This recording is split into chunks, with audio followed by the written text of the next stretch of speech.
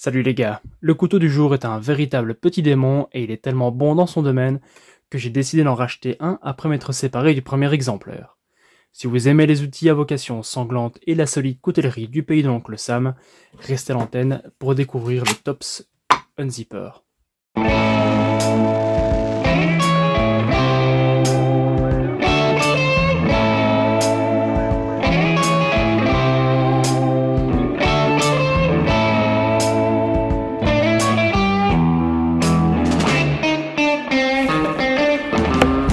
Bon, pour une fois je vais essayer de rester assez bref pour cette présentation.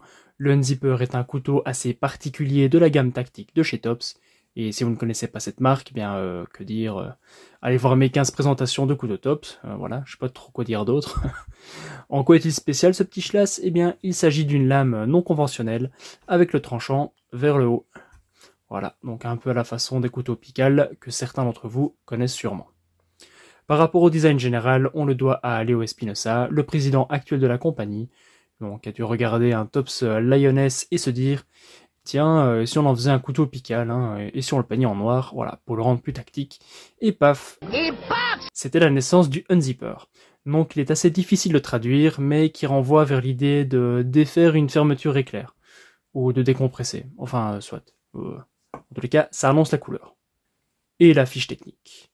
Alors, construction, plate semelle, comme bien souvent, une forme de lame, on va dire Pical, quoique si on la tourne comme ça fait presque un Brandcliffe, acier 1095, 56-58 HRC, comme d'habitude chez Tops, on a une longueur de lame de 8 cm, voilà, longueur de tranchant 8 cm également, épaisseur de lame 3 mm, hauteur de lame, ou largeur comme vous voulez, 2,9 cm, on a du G10 noir et des liners rouges pour les plaquettes de manche. La poignée, elle mesure 10,4 cm pour une épaisseur de 1,4 et longueur totale 19,3 cm. Ah oui, et par ailleurs, on va dire qu'il y a une émouture plate totale et un Black Traction Coating pour le revêtement. Et pour faire bonne mesure, voilà, le point d'équilibre à ce niveau-ci. Pour l'étui, je n'ai pas grand chose à dire, si ce n'est qu'il est excellent, pratique et discret, et évidemment, je le mets à l'envers comme un gros gland. Des individus médiocres, des pauvres laids qui puent, qui sont ignobles à voir. Voilà, comme ça c'est mieux. Il est composé d'une seule feuille de Kydex, dont l'épaisseur et la configuration sont parfaitement adaptés pour dissimuler. Évidemment, c'est pas un truc qu'on va porter bien en évidence. Vu le contexte et la mission du machin, ça me paraît logique. La rétention de l'étui, elle est correcte, même s'il n'y a pas de petits claquements, comme on aime entendre. Et autre point très important, on a un accès ici bien complet. Voilà, au niveau de la garde. Donc ça c'est toujours bien pour un bon dégainé. Niveau fixation, Tops le fournit avec ce genre de passants, donc les passants soft loop qui ne s'ouvrent qu'en tirant que dans un sens.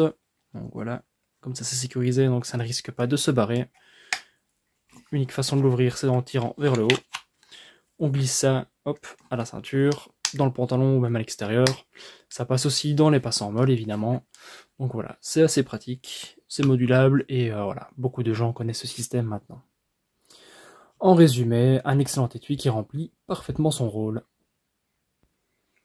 Alors, à quoi est destiné ce couteau? Clairement, on va pas se le cacher, c'est un outil à étriper, à ouvrir dans le sens de la longueur une carcasse. Pardon, mon avocat a juste tenu à me rappeler qu'il servait avant tout à éplucher les patates et à découper des images dans les magazines pour faire des collages champêtres. Bon, plus sérieusement, sachant que le port de ce genre d'arme est impossible à justifier, ça n'est pas possible, je suis désolé, allez. Il servira principalement à contenter votre fibre de collectionneur. Ensuite, ça reste un outil coupant, donc on peut l'utiliser pour couper tout ce que vous avez à couper au quotidien. Ça, c'est à vous de voir. Et pour la petite anecdote, l'avantage théorique de ce couteau sur le plan lésionnel, c'est de pouvoir planter la lame dans un adversaire et d'utiliser les puissants muscles dorsaux pour planter et arracher toutes les chairs et créer ainsi une vilaine plaie. Voilà. On a donc pas mal de gens, surtout aux États-Unis, qui ont commencé à développer des techniques autour de ce genre d'armes, le plus connu étant certainement Craig Douglas avec son couteau, le fameux Clinch Peak. Pour le reste, la qualité Tops est au rendez-vous, donc quelques petites vues détaillées. Hop, si on arrive à bien voir. Voilà, pour commencer, la pointe qui a un tout petit peu morflé après les tests, mais franchement c'est minime. Elle reste assez solide, hein, avec ce profil très fin. Enfin voilà. Ensuite, la lame, légèrement incurvée vers le haut. En tout cas, oui, vers la main, dans ce sens-ci. 1095 de Tops, très bon traitement thermique. Jamais de bréchure, jamais de fil qui roule. Évidemment, bon, ça reste un acier qui rouille et qui ne gardera pas son tranchant indéfiniment, mais c'est vraiment de la bonne. Je dois dire aussi que l'affûtage pour une fois n'était pas parfait, hein, sur ce couteau, comparé à ce qu'on a l'habitude avec la marque. Mais voilà, ça se laisse très vite aiguiser, surtout avec un tranchant presque droit comme celui-ci. Ensuite, juste derrière, on a un petit casse-goutte.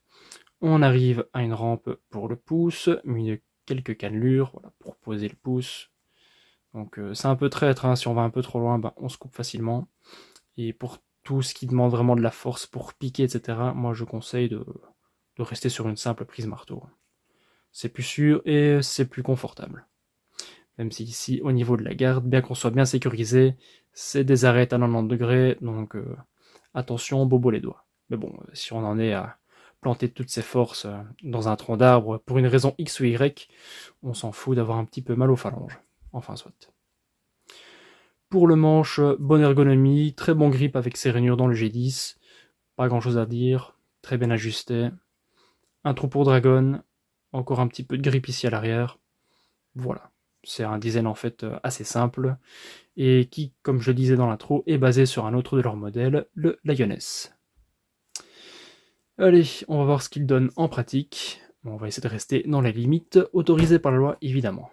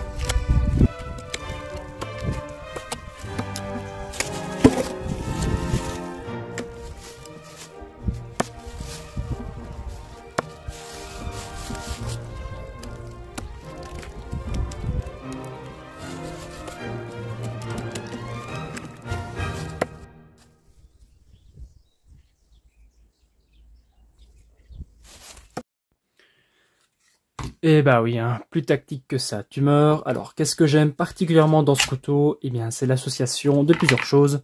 D'abord, ce style atypique, la configuration picale.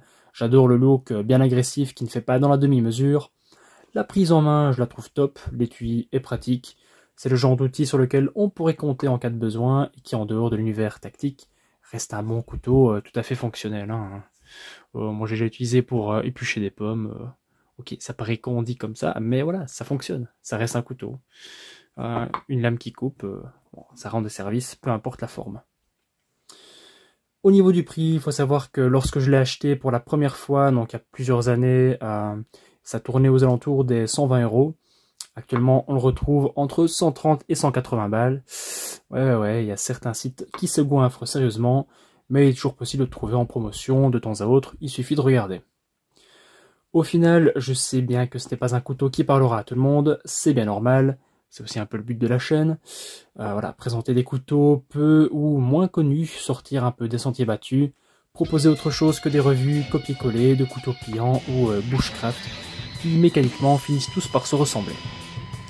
Sur ces belles paroles, n'oubliez pas de devenir plus difficile à tuer, soyez aussi acérés que vos lames, et moi je vous dis à bientôt pour de nouvelles vidéos.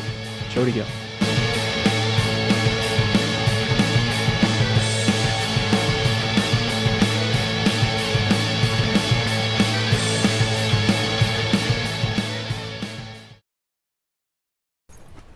Vous êtes sans nul doute le pirate le plus pitoyable dont on m'ait parlé. Au moins, on vous a parlé de moi. Des individus médiocres.